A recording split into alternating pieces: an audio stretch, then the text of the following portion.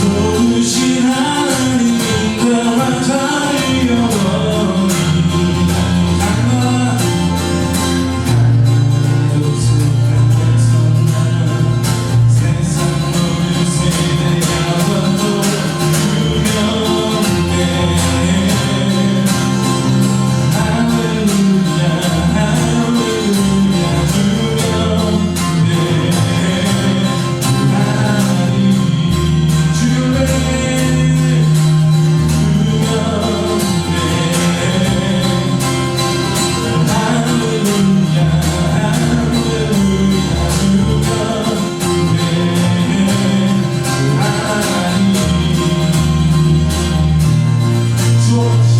좋으신 하나님 나와 잘 영원히 주였네.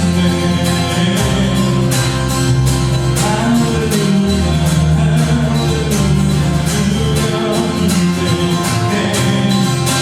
하나님 주였네.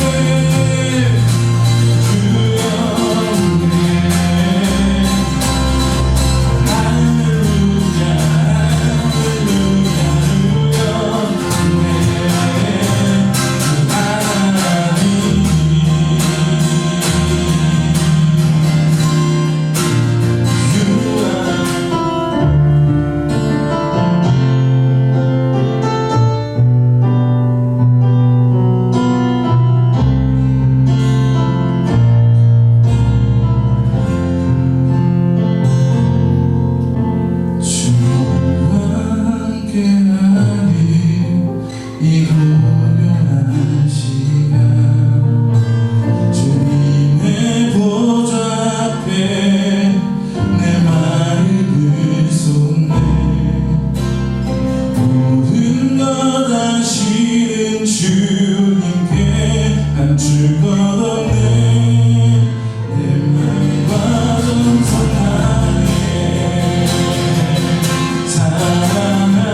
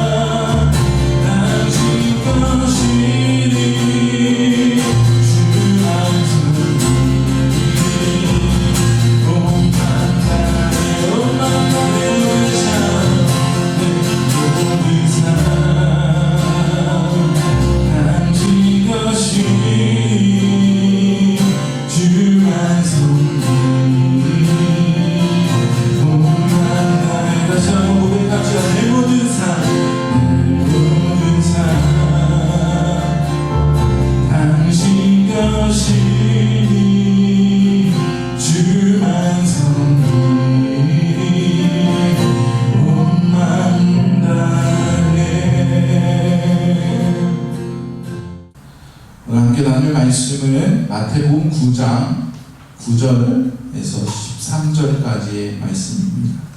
마태복음 9장 9절에서 13절까지의 말씀입니다. 제가 봉독해 드립니다. 예수께서 그곳을 떠나 지나가시다가 마태라 하는 사람이 세관에 앉아 있는 것을 보고 이르시되 나를 따르라 하시니 일어나 따르니라. 예수께서 마태의 집에 앉아 음식을 잡수실 때에 많은 세리와 죄인들이 와서 예수와 그의 제자들과 함께 앉았더니 바리새인들이 보고 그의 제자들에게 이르되 어찌하여 너희 선생은 세리와 죄인들과 함께 잡수시느냐. 예수께서 들으시고 이르되 건강한 자에게는 의사가 쓸데없고 병든 자에게라야 쓸데 있느니라. 너희는 가서 긍휼을 원하고 제사를 원하지 아니하노라 하신 뜻이 무엇인지 배우라. 나는 의인을 부르러 온 것이 아니요 죄인을 부르러 왔노라 하시니라. 아멘. 요즘에 제가 TV를 보다가 CF를 하나 보게 되었는데 처음에는 그 CF가 뭘 얘기하는 건지 긴가민가 하다가 나중에 그렇구나 라고 이렇게 생각이 된 CF가 하나 있었어요. 영화배우 하정우 씨가 출연한 보험 관련 CF인데 여러분 보셨나요? 하정우 씨하고 하정우 씨 부인되는 사람처럼 보이는 분이 밥상에 차려진 식탁에 앉아서 굉장히 부담스러운 얼굴을 가지고 밥상을 들지 못하고 이렇게 부담스러워하는 얼굴을 갖고 있고, 맞은편에는 한 어머니께서 어서 들어요 하면서 권유하는 게 있어요. 그래서 처음에 보면서 왜 밥상을 앞에 두고 어서 들어요 하는데 왜 밥을 안 먹고 있지? 라고 생각을 했습니다. 엄마 친구니까 부담 갖지 말고 어서 들어요 라고 하는데, 어머니 친구구나. 근데 왜 밥을 안 먹고 있지? 하는데 마지막에 이렇게 해서 든 보험이 벌써 10개, 뭐 이렇게. 그 들어요가 밥을 들어요가 아니라 엄마 친구니까 보험 좀 들으라 라는 얘기였던 것입니다. 어떤 CF인지 여러분 기억이 나십니까? 뭐 하여튼 그런 CF가 있었어요. 여러분, 제가 이것을 볼 때에 우리 예배의 모습은 어떨까라는 생각을 또 오버랩해서 겹치게 되었어요. 우리가 예배 자리에 나와서 하나님께서 자 우리 예배를 함께 나누자꾸나 하는데, 우리가 그 모습처럼 부담스러워하고 좀 앉아있지만 가까이 내가 끼어들어가지 못하는, 그 안에서 즐기지 못하는, 식사를 함께 들지 못하는 그런 모습은 아니었나. 아니면 교회가 세상을 향하여서 강제로 그렇게 자꾸 예배를 찔러 놓으려고 하고 압박하는 모습은 아닌가 라는 생각을 하게 되었습니다. 오늘 말씀을 통해서 우리의 예배의 모습은 어때야 하고 우리 예배자의 모습은 어때야 하는지에 대해서 조금 나눠볼까 합니다. 오늘 말씀은 예수님의 제자 중에 한 명인 마태를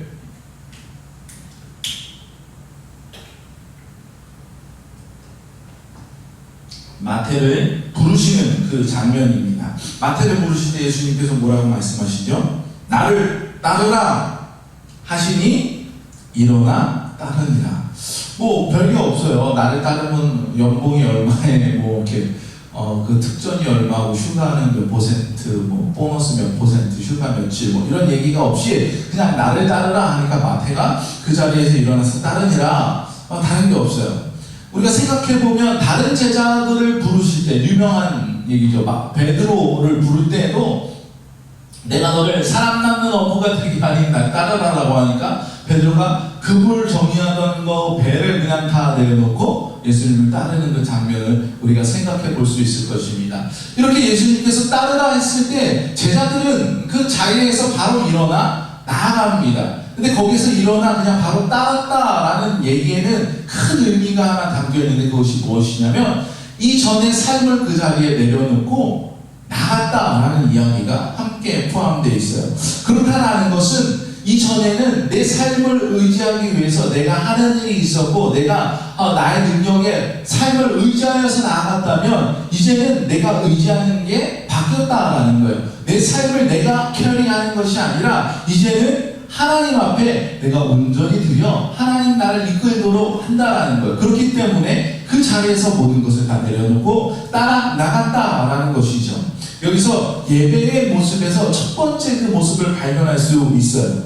무엇이냐 하면 우리가 예배당에 먼저 나와서 예배하는 것이 아니라, 우리가 먼저 주님을 찾아온 것이 아니라 주님께서 먼저 우리에게 찾아오셔서 나를 따르라 라고 말씀하셨다는 거예요. 우리는 우리 생각과 우리의 발로 또 누구의 권유로 내가 예배당에 나와서 예수를 처음 믿게 되었다 라고 고백하지만, 그것이 아니라 성령님께서 우리에게 그 마음을 주시고 그 마음을 열게 하셔서 오늘 이 자리에 오게 되었음을 여러분 믿으시기 바랍니다. 주님의 초청이 우리 가운데 있었고 우리가 그 초청을 받아들임으로써 주님 앞에 나가는데, 여기서 두 번째 모습이 있죠. 무엇입니까? 내 삶의 자리를 내려놓고 주님 앞에 나간다는 거예요. 이전에는 내가 주님을 알지 못했을 때는 세상을 의지하고 지식을 의지하고 경험을 의지했다면 이제 그것을 내려놓았다라는 얘기예요. 그것은 내 삶을 포기했다라는 얘기가 아니에요. 이전에는 내가 삶을 살아가기 위해서 세상과 부딪혀 싸웠다면 이제 내가 주의 말씀을 가지고 세상과 싸우면서 세상에서 내가 살아가진다라는 겁니다. 말씀으로 살아가지고 하나님의 이끌림으로 살아가는 삶을 살게 되는 것이 바로 예배자의 삶으로 변화된다라는 것입니다. 여기 또 한 가지의 예배자의 모습을 볼 수 있는데, 예배자는 전적으로 하나님을 의지하는 사람인데, 옛날 어른들은 기독교를 서양에서 온 고등의 어떤 문화로 이렇게 보는 시각들이 있었어요. 그래서 어떤 큰 잘 사는 동네에 교회 가면 뭐 장관이 뭐 높은 양반이 누가 예배 거기 다닌다 하더라. 그러면 그 동네 사람들도 가고 또 그 장관 아래 사람들도 잘 보이기 위해서 가고, 마치 무슨 기독교가 무슨 클래식을 즐기는 듯한 뭐 고등의 문화를 즐기는 듯한 그런 분위기로 가는 거예요. 그래서 목사님 설교를 듣고 오늘 말씀이 격언이 아주 좋았어 하면 헌금 많이 내고, 오늘 말씀 별론데 하면 헌금 조금 내고 뭐 이런 분위기가 우리나라 가운데 옛날에 잘 사는 동네에 특히 있었다라는 거예요. 그들은 중요한 것은 그리스도의 복음을 붙들고 살아가는 것이 아니라 내가 고등의 문화를 즐긴다라는 거예요. 그 삶의 의미가 뭐겠습니까? 그 삶은 여전히 세상에 있고 종교는 그 삶의 한 부분이라는 거예요. 그런데 오늘 마태의 모습을 보면 그 삶의 한 부분이 아니라 이제 그 삶의 전체가 주님을 따르는 것이 되지 않았습니까? 예배란 우리의 삶의 한 부분, 문화가 아니라 예배는, 종교는, 우리에게 기독교는 부분이 아니라 파트가 아니라 전체인 것이에요. 우리가 기독교인이 그렇게 해서 살아가야 된다라는 것을 여러분 바로 아시기 바랍니다. 10절에 보면 예수님이 그렇게 마태를 초청하고, 그런데 마태가 예수님을 집에 모셔다가 식사를 대접하는 모습을 봐요. 근데 거기 가서 음식을 나누시는 모습을 볼 수 있는데, 앉아서 음식을 나누시고 또 많은 세리와 죄인들이 와서 예수님과 먼저 제자된 이들과 함께 앉아있는 모습을 10절에서 볼 수 있습니다. 그런데 예수님께서 마태가 식사 초대한 그 집에서 밥을 먹는 것이 뭐 대수로운 일이라고 성경에서 이렇게 꼼꼼히 그 모습을 기록해 놓았는가? 우리는 이것을 이스라엘의 문화 가운데서 좀 생각해 볼 필요가 있어요. 초대받은 사람은 상석에 앉아서 그 음식을 나누고, 그리고 예수님이 제자들 발을 닦아주는 그 장면 있잖아요. 이스라엘 사람들 그 팔레스타인 지역의 사막 지역에 무엇을 신고 다니죠? 운동화나 구두가 아니라 샌들을 신고 다니는, 샌들을. 그러면 그 먼지 날리는, 풀풀 날리는 그 동네에서 샌들을 신고 다니면 어떻게 되겠어요? 발이 시큼해지지 않겠습니까? 그럼 손님을 초대하면 그들이 제일 먼저 귀한 손님이다 라고 했을 때 무엇을 했을까요? 그 손님의 발을 정성 들여 닦아주는 일을 하는 거예요. 그래서 바로 그거 누가 하느냐? 종들이 나와서 하는 거예요. 예수님께서 제자들 발을 그렇게 씻겨주셨다라는 건 종의 모습으로 그들을 섬겼다라는 깊은 뜻이 있는 거 아니겠습니까? 그리고 그를 발을 씻기고 높은 손님은 어떻게 해요? 상석에 올라가서 식사를 하게 되는데, 우리나라 옛날 모습처럼 텔마루처럼 마루에서 이렇게 기대어 앉을 수 있는 곳에서 식사를 하게 돼 있어요. 기대어 앉을 수 있는. 오늘 성경에 보면 예수님께서 앉아라는 단어가 있는데, 헬라어 성경에 보면 아나케리메노라는 단어를 쓰고 있어요. 이 단어는 굉장히 복합적인 뜻을 갖고 있는데, 앉다, 그리고 먹다, 눕다와 같은 뜻이 복합적으로 있어요. 그러니까 이렇게 기대서 앉아, 거의 기댄 모습에, 거의 누운 모습 가깝게 소파에 편히 누워있는 기대서 이렇게 편안하게 음식을 먹었다라는 그런 문화적인 요소가 이 가운데 있는 것입니다. 여기에다가 다른 세리들과 죄인들이 함께 앉았다라고 말하는데, 이 죄인들과 세리들이 함께 앉았다라고 할 때 그 앉다라는 말은 다른 단어가 쓰여 있어요. 사이나네케인토라는 어렵네 읽기도. 사이나네케인토라는 단어가 쓰여 있는데, 이 또한 복합적인 의미예요. 함께하다, 함께 먹다라는 복합적인 의미로 사용되는 단어가 있는데, 이게 뭐가 대단하냐예요. 손님 초대받아서 편히 앉아가지고 먹고, 사람들도 와가지고 이렇게 함께 먹고, 이게 뭐 대단하냐 말이에요. 그 당시의 문화에 충분히 반영되는 거 아니에요? 그런데 여기서 우리가 봐야 될 것은 당시 유대 사회에 금기되는 것이 있어요. 무엇인가 하면 부정한 것들과 어울리지 않아야 되는 거예요. 부정한 것과 어울리게 되면 그 부정이 그 사람에게도 영향을 미쳐서 거룩한 하나님 앞에 나갈 수 없다라는 거죠.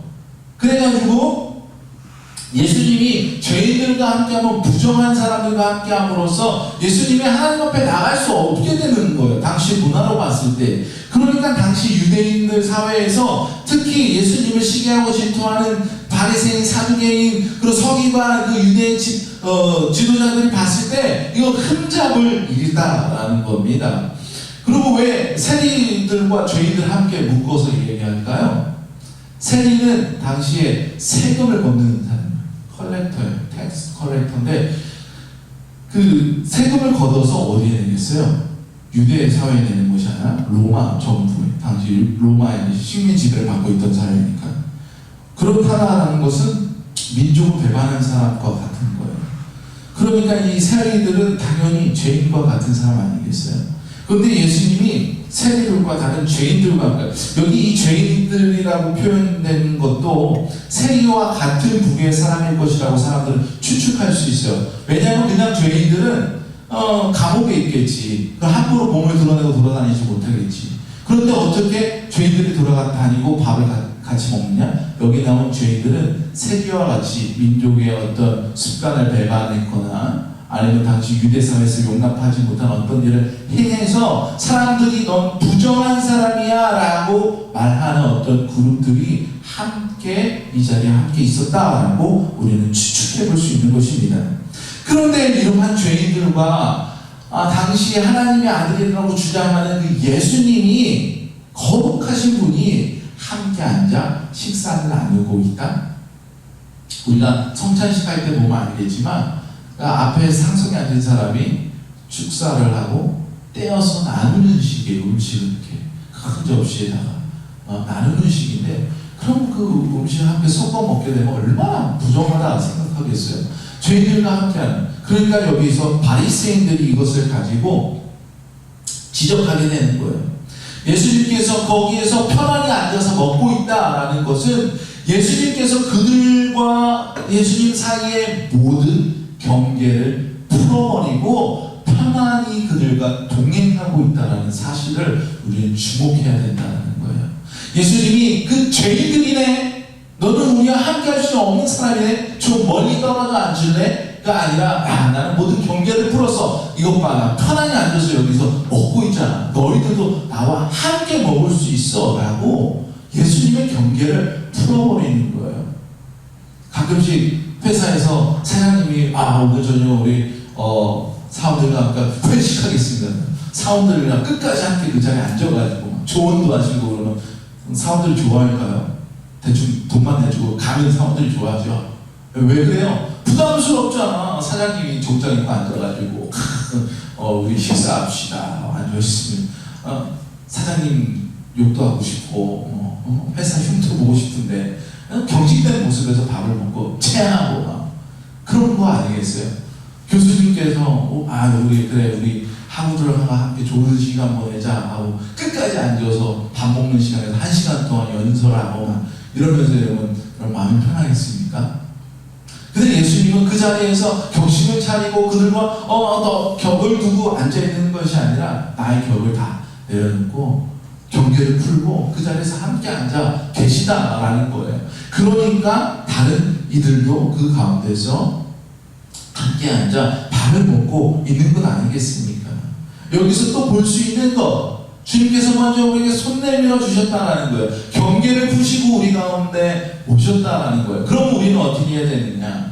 여기에 말씀처럼 우리도 함께 그 자리에서 경계를 내려놓고 앉아서 그 식사에 참여하게 된다는 겁니다. 여러분 오늘 예배 가운데 혹은 여러분 삶 가운데 그 경계를 허물고 주님 앞에 나아가 그 주님과 식탁을 함께 즐기고 계십니까? 이 예배 가운데 잔치를 우리가 즐기고 있냐 말이에요. 여전히 우리의 삶의 어떤 경계의 섭을 허물지 못하여서 주님 앞에 나가지 못하는 우리의 삶의 어떤 허물이 있거나 허울이 있지는 않은가 생각해 봐야 될 것입니다. 주님께서 열어주셨어요. 우리는 그것을 감사하며 그 자리에서 참여해야 되는 줄로 여러분 믿으시기 바랍니다. 이것이 바로 예배자의 두 번째 모습이에요. 우리가 하나님 앞에 나아갔을 때에 세상을 만물을 지으신, 우주를 지으신 주님 앞에 얼마나 작습니까? 우주의 먼지보다도 작은 살아있는 그 존재일 거예요. 그런데 그 존재를 선택하셨다라는 놀라운 은혜가 여기 있어요. 하나님께서 우리를 자녀라고 불러주셨기 때문에 우리가 아버지, 아빠, 아버지라고 부를 수 있는 은혜가 우리 가운데 있는 것 아니겠습니까? 여러분, 어린아이가 있잖아요. 저 어린아이가 저랑 같이 있을 때 격식을 차리고 아이고 아버님 먼저 수저 드시지요 하고 먹고 그러지 않아요. 그냥 뭐 부딪혀 놀고 안고 우리 둘째는 안으면 그냥 머리카락도 끌어다 입에 집어넣고 뭐 난리도 아닙니다. 오늘도 제가 시스루가 될 뻔했어요. 제가 안고 있는데 침을 여기다 다 발라놔가지고 옷이 자연스럽게 시스루가 되더라고요. 이게 아버지와 자녀의 관계 아니겠어요? 근데 하나님 아버지라고 하면서 사장님보다 더 멀리 이렇게 하려고 하는 그 모습은 우리 가운데 있지 않은지. 유명 연예인이나 정치인들 바라보듯이 보고 그냥 관상하고 있는 모습은 아닌지. 하나님께서는 열어주셨는데 우리는 다 가지 못하지 않는지 우리의 삶을 살펴봐야 됩니다. 우리 예배는 예배자의 모습으로서 하나님께서 그 초청한 그 자리에 나아가 함께 즐기는 그 모습을 갖고 있는 예배자의 모습이 되기를 바랍니다. 이 모습을 본 바리새인들이 지적하죠. 아니, 당신의 선생님은 어떻게 세리와 죄인들과 함께합니까? 부정한 자들과 함께합니까? 하면서 그 죄인들과 세리를 정죄하는 것이 아니라 누구를 정죄합니까? 예수님을 정죄하고 있는 모습을 봐요. 그런데 예수님께서는 이 죄인들을 죄인들이라고 말하지 않아요. 뭐라고 말합니까? 병든 자로 말씀하고 있죠. 이들에게는 의원이 필요하다라고 말씀해요. 이들에게는 도움이 필요한 자지 이들이 죄인이 아니야. 도움의 손길을 받지 못하면서 지금 이렇게 되었어. 이제 도움을 줘야 될 사람들이야. 그러나 바리새인들의 시각에서, 유대사회의 시각에서는 저들은 도움받을 사람이 아니라 정죄받을 사람들이다라고 낙인찍고 있다라는 거예요. 그러나 우리 하나님의 마음에서는 저들은 구해줘야 할, 건져줘야 할 내 백성으로 보고 계시다라는 것입니다. 세상의 시선은 이렇게 달라요. 세상은 세상의 기준과 잣대로 우리 사람을 평가합니다. 성적이 얼마로, 저들이 만들어낸 베네핏은 얼마로, 능력은 얼마로 이렇게 평가해버려요. 그리고 그 평가된 그 일로서 그 사람의 인격마저도 평가해버리는 것이 얼마나 많이 있습니까? 안타까운 것은 그런데 교회 안에서도 이런 일들이 일어난다는 거예요. 교회 안에서도 저 사람은 부자네, 저 사람은 무슨 차를 타고 왔네, 저 사람은 이 동네 사는데 저 사람은 이 동네 사네, 저 사람은 학력이 이러네, 저 사람은 무슨 일을 하네, 평가하는 시선들이 교회 안에도 있다라는 거예요. 안타까운 일이에요. 그러나 우리 하나님은 그것을 원치 않으십니다. 하나님이 원하시는 것은 단지 그거예요. 저들이 구원이 필요하다라는 거. 저들은 아픈 자는 의원이 필요하고 빠진 자는 건져줄 수 있는 구원자가 필요하다는 거. 우리의 시각과 우리의 마음이 하나님과 동일한 방향으로 가야 될 줄로 믿습니다. 하나님께서 병든 세상을 살리기 위해서 어떻게 해야 돼요? 예수님을 이 땅에 보내셨어요. 그 아들 믿는 자는 구원이라는 치료제를 받게 됩니다. 우리가 너무나도 잘 아는 말씀이죠. 요한복음 3장 16절 하나님이 세상을 together say 하나님이 세상을 이처럼 사랑하사 독생자를 주셨으니 이는 이를 믿는 자마다 멸망하지 않고 영생을 얻게 하려 하시니라 라고 말씀하셨다라는 거예요. 그리고 그 다음 말절은 잘 모르는데 17절에 보면 하나님이 그 아들을 세상에 보내신 것은 그 이유는 세상을 심판하려 하심이 아니요 그로 말미암아 세상이 구원을 받게 하려 하십니다. 이 깔때기에 넣고 체에 넣고 걸러서 고르려고 기준을 우리에게 주려고 이 말씀을 던지고 예수님을 이 땅에 보내셨다라는 것이 아니라 이로 통하여서 이들이 모두가 구원받게 하기 위해서 예수님이 보내셔고 우리에게 말씀을 주셨다라는 것을 여러분 믿으시기 바랍니다. 우리가 하나님 앞에 섰을 때 죄인으로서 벌벌 떨며 있을 것이 아니라 이제는 우리가 하나님 앞에 섰을 때 그의 자녀된 구원받은 백성으로서 그 모습을 즐기며 살아갈 수 있는 저와 여러분 되기를 소원합니다. 마지막으로 예수님은 그렇게 다가오는 바리새인들에게 한 가지의 교훈을 주시죠. 내가 긍휼을 원하고 제사를 원하지 아니하노라 하신 뜻이 무엇인 줄 좀 배워라 라고 말씀하고 있어요. 여러분, 바리새인들은 성경을 연구하는 사람이고 굉장히 율법을 따르고 지켜나가는 데 있어서 도 같은 사람들이 바리새인들이에요. 그러니까 그 사람들이 잘하는 것이 무엇이냐? 율법을 가지고 사람들을 정죄하는 것을 잘해요. 그런 말씀을 가지고 해석을 하는 거죠. 너는 이래서 아니야. 겉모양으로 보면 하나님 말씀 굉장히 잘 지키고 스탠다드한 사람으로 보일 수 있습니다. 이들에게 예수님께서 말씀을 던져주세요. 그 말씀이 무엇이냐? 호세아서 6장 6절을 인용한 말씀이에요. 호세아서의 말씀은 원래 이렇습니다. 나는 인애를 원하고 제사를 원하지 아니하며 번제보다 하나님을 아는 것을 원하노라. 신약에서 얘기하고 있는 이 긍휼이나 구약에서 말씀하고 있는 인애는 나보다 남을 더 생각하는 긍휼이 여기는 사람의 마음이 기본입니다. 예수님의 말씀과 동일하죠. 예수님께서 뭐라고 말씀하십니까?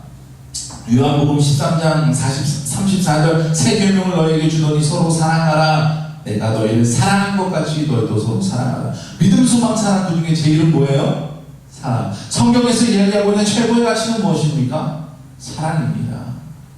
사랑 없으면 우리는 꽹과리와 같다라고 얘기하고 있어요. 여러분, 포장은 중요하죠. 주는 사람이 포장을 열심히 해가지고 예쁘게 해서 주면 받는 사람이 기뻐요. 포장 중요합니다. 근데 포장보다 더 중요한 것이 있죠. 무엇입니까? 그 안에 내용물 아니겠어요? 포장의 첫 번째 의미는 예쁜 게 아니라 내용물을 보호하는 데 있지 않겠습니까? 포장을 빵 하고 아름다운 포장을 빵 열었는데 속에 내용물이 진짜 빵이야. 그러면 어떻게 했어요? 허무하지 않겠습니까? 우리가 하나님 앞에 나아가서 예배하는데 포장은 정말 화려해. 교회도 웅장하고 사람들이 정장을 잘 빼입고 오케스트라 막 찬양팀 밴드가 막 있고 성가대 100명씩 있는데 내용이 중심이 마음의 중심이 헛방이야. 하나님께서 결코 기뻐하지 않으실 거예요. 제가 이 얘기는 우리 교회가 작아서 우리 교회는 기뻐할 거라 그래서 드리는 말씀이 아니에요. 우리가 드리는 예배 가운데서도 정말 겉모양은 예배의 모습이지만 우리의 마음의 중심이 예배자의 마음이 아니라면 하나님께서 그것을 받으실 이유가 없다라는 거예요. 여러분, 우리의 마음은 어떻습니까? 여러분, 화장도 하고 옷도 잘 차려입고 그러면 우리가 외모를 좀 커버할 수 있잖아요. 원래 여러분들은 잘나셔가지고 별로 커버를 안 해도 아름다울 수 있지만 커버를 해야 좀 태어나는 사람들도 있잖아요. 그런데 하나님은 그게 중요하지 않다라고 말씀하고 있어요. 하나님은 뭘 보십니까? 중심을 보신다라고 말씀하고 있어요. 내가 정성껏 얼마나 우리의 삶을 빚어갖고 주님 앞에 드리는가 그것을 본다라는 거예요. 세상은 그런데 결과를 보게 되잖아요. 얘가 이렇게 해서 뭘 만들어냈네? 라는 결과에 우리는 주목해요. 세상에 우리가 신제품 출시한다 그러면 뭘 기다립니까? 저 사람들이 어떤 과정을 통해서 그 제품을 출시했는가? 이걸 보는 것이 아니라 출시된 상품을 보고 그걸 평가한다라는 거예요. 이 세상의 시각이에요. 우리가 일을 열심히 할 때, 학생은 공부를 할 때 성적을 보고 평가를 받고 이런 결과를 보고 평가를 받지 않아요. 운동선수 지금 아시안게임이 한참 중인데 요즘에는 좀 덜해요. 은메달, 동메달 탄 사람들은 쳐다보지도 않고 금메달, 누가 경기 가운데 실수하면 막 욕하고. 여러분, 근데 그 선수들, 그 아시안게임에 나간 국가를 대표하는 선수들이 그 준비관이 얼마나 고통스럽고 힘들었을지는 생각 잘 안 한단 말이에요. 그런데 하나님이 보시는 것은 그 과정도 보세요. 왜냐하면 그 과정을 잘 잘 만들어서 그 과정이 뭐냐면 그 사람의 중심이기 때문이에요. 주일날 우리가 와가지고 주님 내 예배요 받으세요 이게 중요한 게 아니라 우리가 한 주의 그 삶을 예배자의 삶을 잘 살아서 이렇게 응축해서 이 자리에 갖고 와서 주님 앞에 드릴 때 주님께 모든 과정을 다 받아 주신다라는 것입니다. 사무엘상 15장에 보면 사울 왕이 하나님께 버림을 받는 사건이야. 사울 왕은 이스라엘 1대 왕이고 하나님께서 선택한 왕이에요. 그런데 이 사람을 버림을 받게 된 사건이 있죠. 무엇입니까? 사무엘상 15장 3절에 보면 지금 가서 아말렉을 쳐서 그들의 모든 소유를 남기지 말고 진멸하되 남녀와 소아와 젖먹는 아이와 무양과 낙타와 나귀를 즐기라 하셨나이다. 아무것도 남지 말고 다 멸절시키라고 얘기하고 있어요. 그런데 사무엘상 15장 15절에 보면 사울이 이르되 먼저 사울이 뭘 남겨왔어요. 전쟁에. 그러니까 선지자가 듣고 왕궁에 갔더니 막 동물 울음소리가 막 들리는 거예요. 그래서 이거 뭐냐? 라고 물었더니 사울이 이렇게 대답하는 거예요. 15절에 사울이 이르되 그것은 무리가 아말렉 사람에게 끌어온 것인데 백성이 당신의 하나님 여호와께 제사하려 하여 양들과 소들 중에서 가장 좋은 것을 남기며 그 외의 것은 우리가 진멸하였나이다 하는지라. 하나님께서 뭐라고 했어요? 다 진멸하라고 했는데 우리가 백성들이 생각하기에 좋은 것들은 좀 모아서 하나님께 드리면 좋지 않겠느냐 하는 거예요. 맞는 것 같아.